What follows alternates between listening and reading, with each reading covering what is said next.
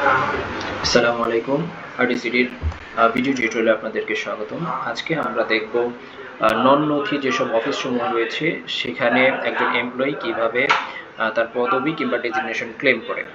এর জন্য শুরুতেই আমরা আমাদের ড্যাশবোর্ডের ইউআরএল এ চলে আসব, যেটা হচ্ছে dashboard.rdcd.gov.pd।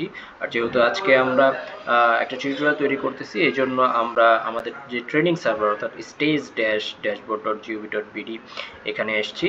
এখান থেকে প্রথমে আমি এমন একজন ইউজারের আইডি দিয়ে লগ ইন করবো যার আসলে পদবি কোথাও অ্যাসাইন করা নেই।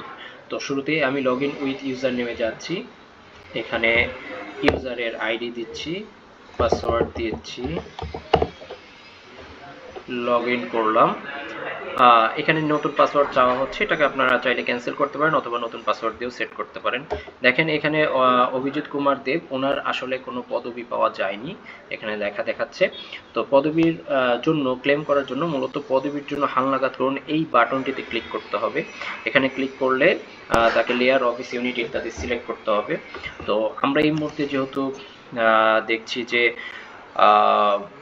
মিল্ক বিটার হচ্ছে একটি শীতলীকরণ কেন্দ্রের উনি একজন কর্মকর্তা, তো কিভাবে উনি তার পদবি ক্লেম করবে, তো এর জন্য প্রথমে লেয়ার সিলেক্ট করতে হবে উপজেলা কার্যালয়, অফিস সিলেক্ট করবে শীতলীকরণ কেন্দ্র। তো এটার জন্য অফিসে ক্লিক করার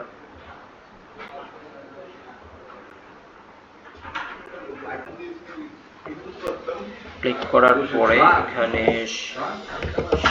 শীতলীকরণ কেন্দ্র,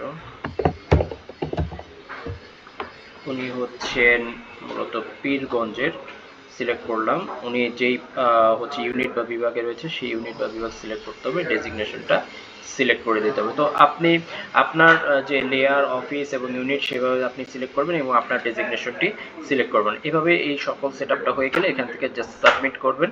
সাবমিট করলে এখানে আপনার লেখা দেখাবে যে আপনার সাকসেসফুলি ডেজিগনেশনটি ক্লেম করা হয়ে গেছে।